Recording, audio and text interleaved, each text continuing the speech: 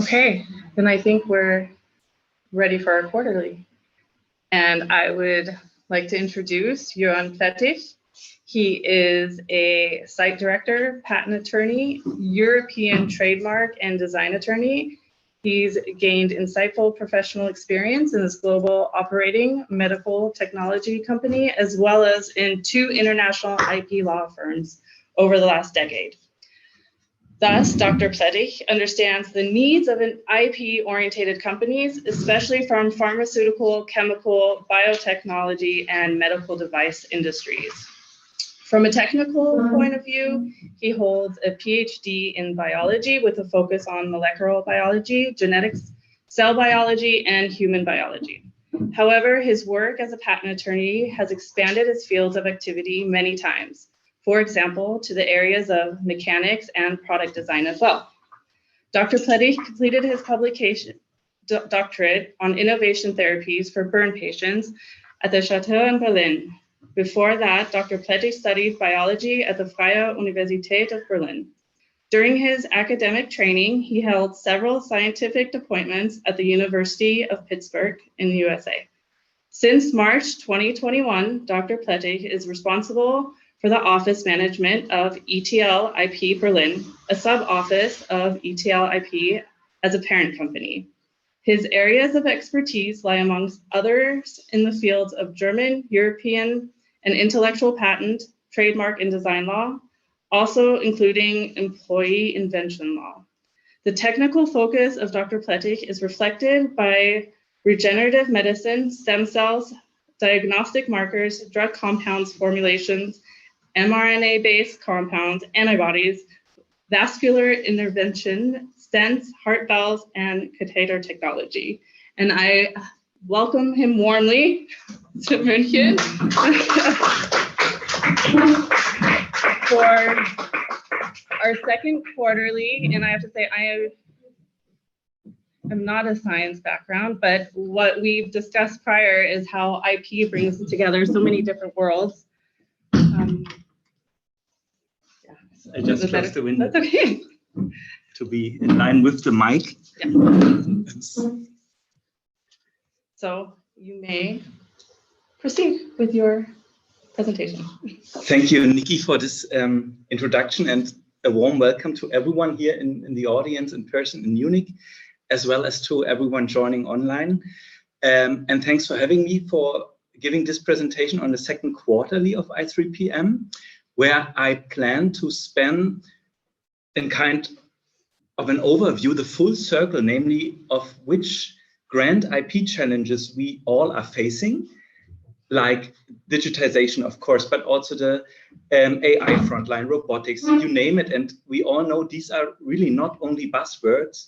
This is the existence, this is the current state, and it will only work in this direction and not backwards anymore. So we have to deal with it also from IP perspective. And I will dig a little bit deeper how IP standards like the Innovation Management Standard ISO 56005 or the IP Management Standard in Germany, the DIN 77006, can support to deal and to cope with these technological changes, right?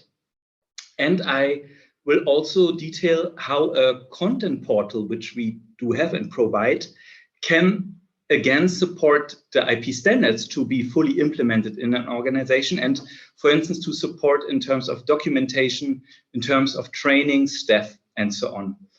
And yeah, this is basically the agenda from the challenges for an IP boutique like ETL IP, where I am a site director of a sub-office, how these challenges we can cope with, and finally how a content portal will take a lot of work out of actual work for you and for an organization. Please skip, Nikki. Yes, and of course I start with the challenges. Oh, thank you. I will do it on my own. And we all know that I could talk 1 hour about example cases where digitization is disruptive to business models, for instance. Apple had a lot of cases, for instance, quite recently against a VPN technology company, where patents of this company were held against Apple in the US, and there were open around $500 million to be paid to this VPN company if their patents were valid and if they were held infringed by Apple. In this case, Apple, so to say, won so far, namely the patents were held not valid. So Apple did not have to pay the 500 million to the other VPN provider. But on the other hand, the very same company had patents on cybersecurity systems. And there, Apple was found to infringe, and they paid already $400 million. So it's somehow surprising that such a big and the most valuable company in the world does not have patents on VPN structure or on cybersecurity, but that's reality. Even as the biggest company in the world, you cannot have all minds of the world, you cannot have all property, intellectual property, but you have to deal with your competitors. And this is the more stressed today than it maybe was 20 years ago, due to digitization, due to electronic searching, due to a lot of programs and software which supports even single persons to come up with great ideas in the software field. And we have in all aspects of IP these challenges. For instance, in design law, we had a recent Louboutin case where the typical red sole trademark was copied by another company, and a specific shark pattern on the sole of a sneaker was copied from Louboutin. Also with artificial intelligence, already the first traps come up, namely in the Samsung case, where some employees falsely did publish source code parts from Samsung, which were normally highly confidential, by putting it into ChatGPT. And then through ChatGPT as a channel, it became open source and they could not keep it secret. And this is exactly what we always boil down as VUCA word. VUCA as an abbreviation stands for volatile, uncertain, complex and ambiguous world.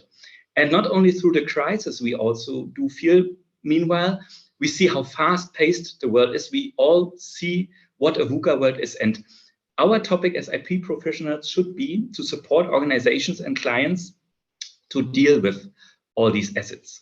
And this is where I want to shed some light today. And a colleague of mine, a co-chair from our risk committee of I3PM, Dr. Choupey, also here in Munich, I greet her in person. She summarized quite well that with the VUCA world, also VUCA IP risks come along. And there we have to teach, so to say, organizations and clients where risks all can come up, namely using ChatGPT, right?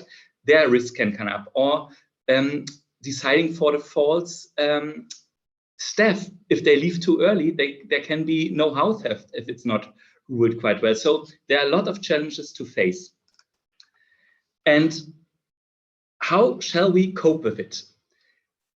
Namely, by using different supporting means. And one supporting mean is the implementation of standards.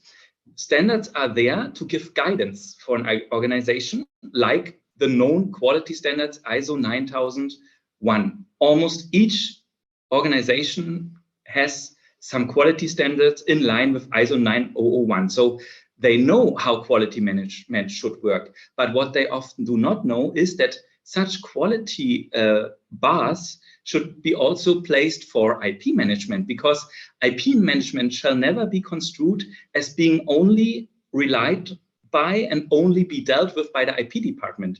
This is too short-sighted. IP, meanwhile, affects the entire organization and is placed as a central asset in lots of companies, especially the big ones. And therefore, the entire company somehow has to deal with IP.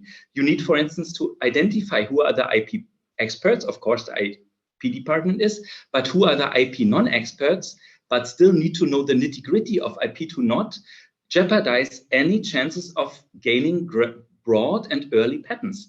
A typical case is, as we all know, that quite young R&D staff is rather forced to publish quite early, right? They have the saying publish or perish, which is the dogma in the scientific world.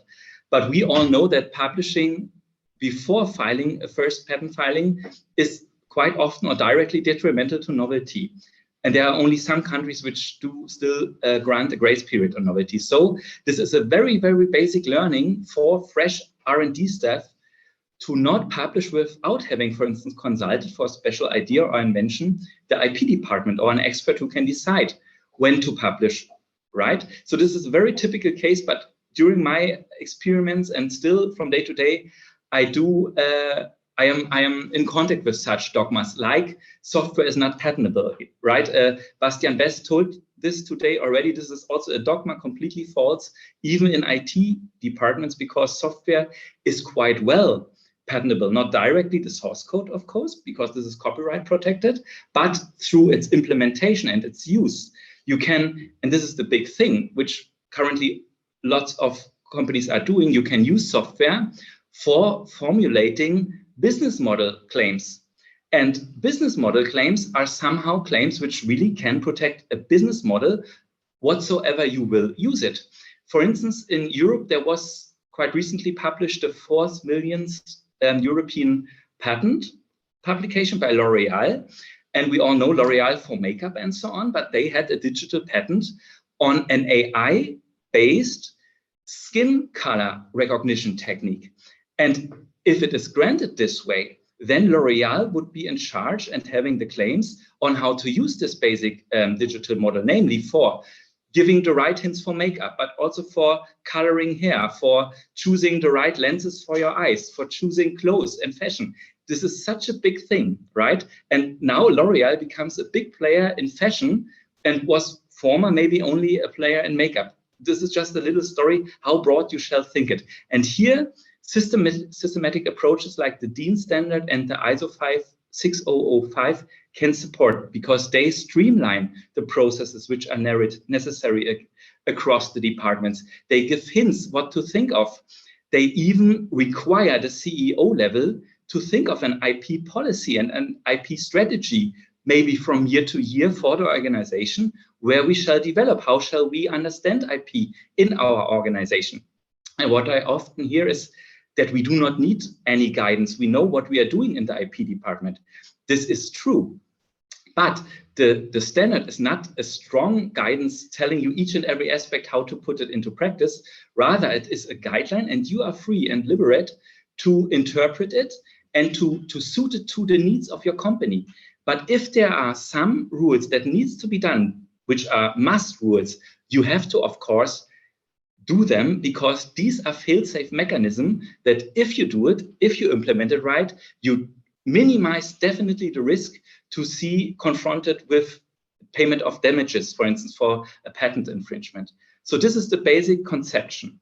And I will now come to this a little bit more detailed. Namely, how shall we deal with these hurdles I faced out a little bit earlier? Namely, if I as an attorney and we as a law firm become a holistically and proactively consulting IP specialist firm, which is, for instance, familiar with digital business models. This is the L'Oreal case I said. So you cannot get rid of it today. You have to think digital. And we, and especially I also as an attorney, never was a guy who only thinks IP administratively. So awaiting the client to tell me what is the invention, to tell me how the claim should look like, and just be the practitioner to do it, to put it into patent language. I always considered the business behind it, and I always considered it long run. How can a patent really, in the long run, can serve my client at best? And this is the basic thinking you need for a good IP management, namely not purely administratively, but rather to first understand the organization, understand its organigram, for instance. What are the business units? How are they interacted? Do they interact or are they isolated? If you have an isolated IP department, today this is a big problem.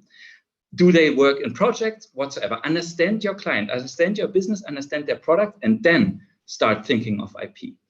And also construe the IP for an organization as a whole.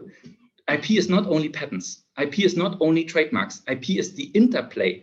You can have a good product, which can be even longer protected by a trademark, because there you do not have an ultimate term, right? Trademark rights can be extended almost ultimately, even to the hairs. So think of it. Also, a design patent can be very, very supportive in addition to a technical patent, because the design, for instance, can have a term up to 25 years, and 5 years revenue is a good thing, I would suggest. So keep it broad, and think it interactively. And how can we support our clients to implement standards and to cope with all these digital patterns of players they maybe even do not know today? This is by raising awareness across the organization, namely for IP. The thing is, I spoke about IP experts and non-experts. You cannot cope with the IP challenges without putting the non-experts into the same boat. This means the legal staff, for instance, needs to know some things about inventor employees law, for instance. They need to know how priorities work. They need to know what is foreground IP, because the legal department often deals with contracts, but do not have the IP background, right? And from my experience, I do know that not each and every contract goes to the IP department and back. No, sometimes they think, it's not important. We are in a rush. We need this contract to be signed tomorrow. So let's take the template. It will work. And this is not the case. Also, template NDAs do not work. You need for each NDA situation a concrete template or NDA for the thing you want to have protected. So this thinking must be spread.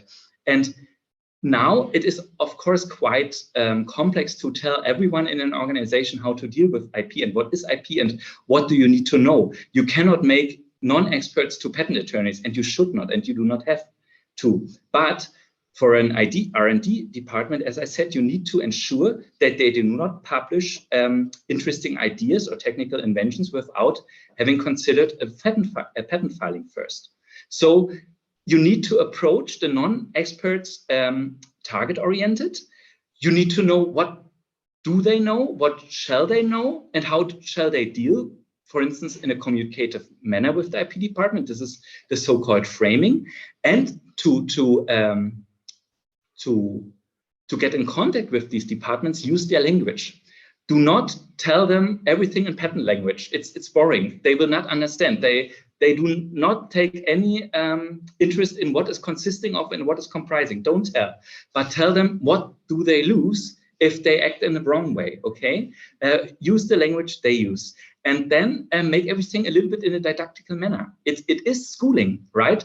And of course, we cannot have a teacher in front every week, 5 hours a day to bring IP into the organization. But here I will, and we will help with a content portal, which is a good resource to teach non-IP experts. And so our objectives in a nutshell are implement IP standards in an organization as a law firm with support to ensure that nothing is overlooked, right? Because in the standards, we have each and every aspect of IP considered. They are considered with so-called plan, do, check, act cycles, so that each and every aspect is first planned. So think of what you want to do. Then it's done. So you have to do what you were thinking of and what you want to reach. Then you have a check part, meaning that you consider, was it right what I have done? Is everything in line with the compliance rules, for instance? And if not, act, meaning that if a failure occurred, which can be, we are all human people, correct it and do not repeat it next year. And by these PDCA cycles, which are implemented in each subsection, but which is also the basic thinking of the entire IP standard, the whole standard is a PDCA cycle, so to say, you inevitably improve your IP management, because you always have the check and action phase. And this as a team and this across an organization will bring you leap up the IP power in your organization, inevitably. And to do and to handle all this work, we suggest and we propose to use a content portal which is tailored to the needs of an organization.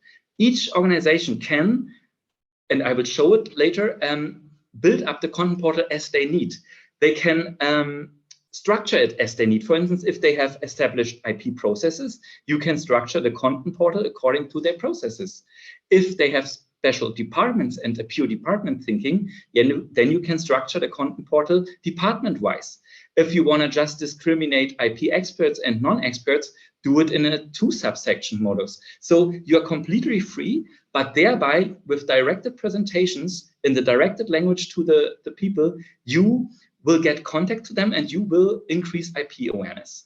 And finally, if your IP management becomes better, it will be a self-learning and a self-improving system. And I will tell you something more to this. This is a brief slide to, again, summarize what an IP standard is for. Namely, the idea is to further chances of IP management. So to look in each R&D section, is there an invention? Do invention harvesting sessions, for instance, or let your organization evolve into the directions where future business can be. For instance, having a technology department is today very important because you need to monitor which technologies are coming up, which digital models are coming up. Can I find a niche where I can develop to? And also, this is such a lot of work you cannot do by your own, especially not with the same staff on the same hourly basis. Therefore, again, the content portal will be supportive. And likewise, I'm a part of the IP risk committee at I3PM. Also, the standards are all about minimizing risk, minimizing monetization, minimizing financial risk, minimizing risks to lose rights you want to have, and so on.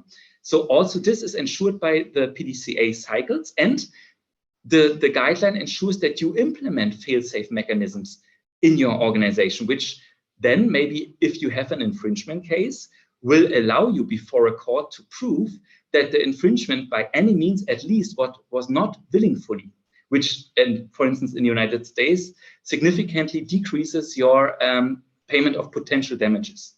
This is the basic story. And now I lead over to the content portal, and I show you here a screenshot from our ETL IP content portal, how it could look like, and what are its contents. Here in the first 3 sections, we as ETL IP introduce and tell how we understand the content portal and what is our unique selling point in being a proactive IP manager for you, right? I said you need to work proactively and not reactively anymore. And then this portal brings up studies which have been done, actual IP studies in different tailored presentations for IP experts and non-experts.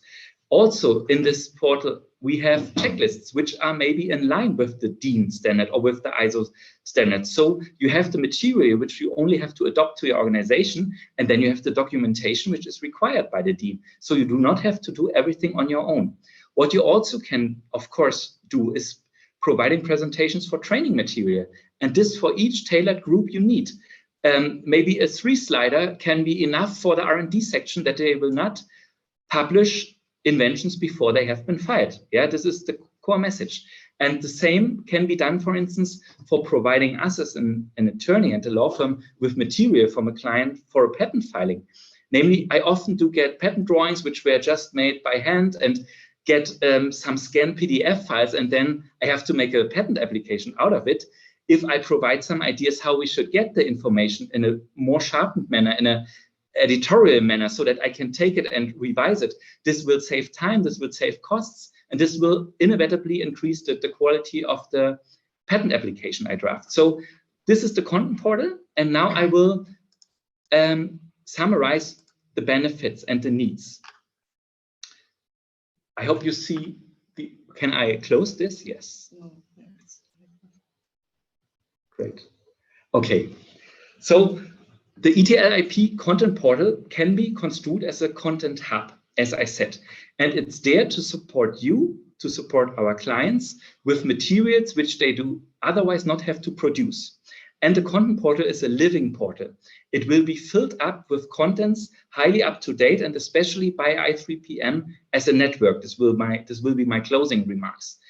And the portal is, of course, a means to represent you to your client as a person, me, for instance, as a law firm, ETL IP, for instance, but also our business. What makes us ETL IP and what is our understanding of IP. You can put it there so that the client is fully aware who he is working with. And of course, you can support awareness building through presentations, to sharing studies, case law studies, white paper, or sharing links to special LinkedIn feeds whatsoever. And thereby you build up, and this is the main goal, a repository for your organization to comply with adequate IP management. And this is a summary. As I said, you are free to organize the portal, yeah, IP process oriented, in line with the standards, or department oriented, or oriented on target groups. Whatever it is the case, what you need to ensure thereby, and this is our task as your supporting client, to cross-reference the right contents. For instance, if I have the 3-slide presentation for the R&D staff that they do not publish without having consulted me, I can make a cross-section to how they shall provide me with material, right? Nice drawings, at least edible ones, not scanned PDFs, but rather editorial ones. And this will bolster our work as a group, yeah? And this is good for the client and for us. And so among these, or with these cross-references, you build up IP awareness and use the content portal to its maximum. And now I come to the closing remarks, how I3PM supports the content portal and IP quality in general. And on the right side, we see the basic idea. I3PM can be seen as a pool of IP experts across the world. We had a nice talk by Erica from Barbados, for instance. It was live, it was instantly. We can have her input from Barbados now if we, for instance, need a special interpretation of law which changed there, for instance. And this is the big benefit. The portal will be, in a tailored manner to our client, filled up with I3PM contents, which is made by high professionals, up to date, also on the forefront of technology developments, on the forefront of case law, and how to use IP to your benefits. And this is the self-fulfilling overall circle I set to span, that through the awareness that we have a constantly changing world, by implementing standards and by using a content portal to take off the work from the organization, but to ensure that the knowledge and the material is there I3PM will support by professional contents with the committee work we discussed today. The overall goal of I3PM is only furthering IP management quality. So it totally fits into the entire concept.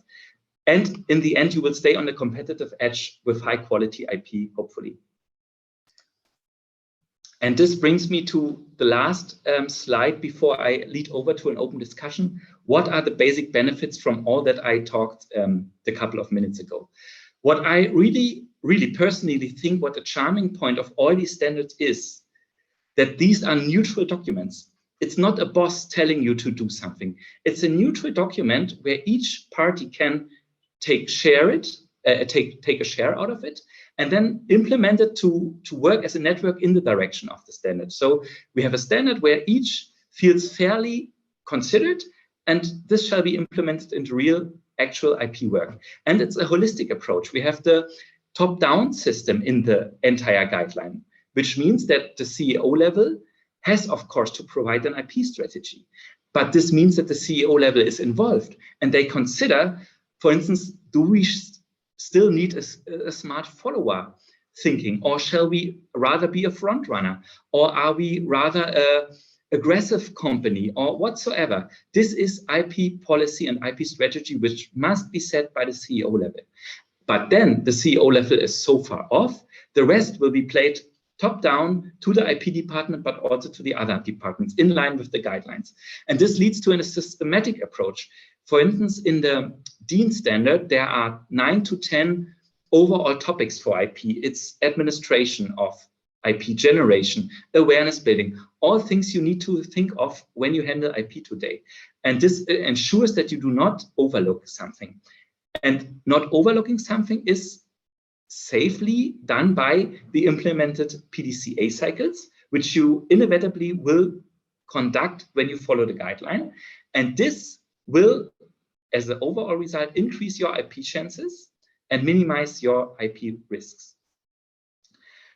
And this is basically my overview summary of how I understand IP today as a practitioner, how ETL IP understands IP today, and how we think to support with the aid of I3PM our clients in future. And this is, of course, open to discussion. And yeah, now it's reached. Thank you.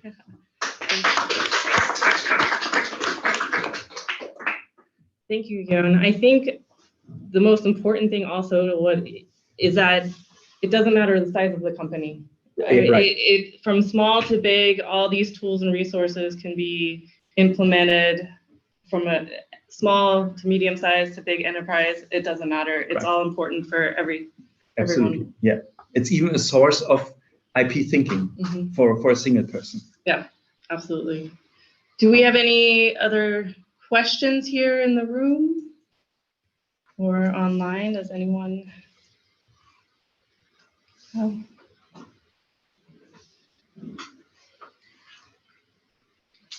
All silent? Wow. Okay, then I'm still there. We are still there. We can. Yeah. Okay, Jamie, please. So could you share like your experience on using the content portal? Was it difficult to build up? Was it easy? And just generally, how much time? If you want to build something, how much lead time should we have? Yes, the thing is, the good thing is that the basic template is there, the resources are there, the IT is there. The rest, of course, depends on the complexity of the organization and how they want to have it structured. But a good time saving issue is that the IP expert contents are already there through IP Business Academy, through I3PM. They somehow needs to be tailored, but we have blockchain presentations, basic. We have AI presentations, robotics, industry 4.0, you name it. So you get familiar with the new technologies, and we have IP portfolio management presentation. This is all there, but of course the specific things for the organization, for instance, a troubleshooting sections for an organization, when it's kept confidential, they can of course do a troubleshooting. For instance, Samsung can put the ChatGPT issue there as a learning that it will be not done again. So you are free to think of, and everyone put that as a learning. But from my gut feeling, at least 3 to 6 months, I think it shall take to have a basic version for each organization. And I think what you said, the importance of the I3PM committees, keeping their topics up to date, the relevant information, and that aligning with the content portal. Right. And we can link to actual discussions on software patents or whatsoever. It's a vivid system from day to day. And it's a communicative challenge. You can, a channel. You are in better communication with the client. Yeah, that's it. What kind of feedback are you getting from the users? So far, they are interested in. We are planning a pilot in a bigger company, but I cannot express any experiences on bigger organizations so far because it's quite young. But from the interest, it's there because it takes away the work, but delivers so much IP knowledge in a handy fashion. And documentation. And documentation, right. And what we discussed before was the language, making a basic language for everyone to understand, whether it's between the IP professionals, right, the law, the legal, the engineers. Right. Marketing, right. Everyone having the same access and the same understanding. That's it. Yeah. And at least access. Yeah. When you say interest is there, is that the IP department? First of all, it's the IP department because this is we are directly in contact with. But over the standard consultation, you of course at some point in time will have contact to the CEO level. But there you can explain it, and it of course it's an offer, yeah. But as I said, there are a lot of charming points, and it's at least a platform which is there and which is self-evolving. And I do not know anything other so far. And I'm convinced that this is a mode of modern IP work habits. Great. Thank you very much. Great, thank you.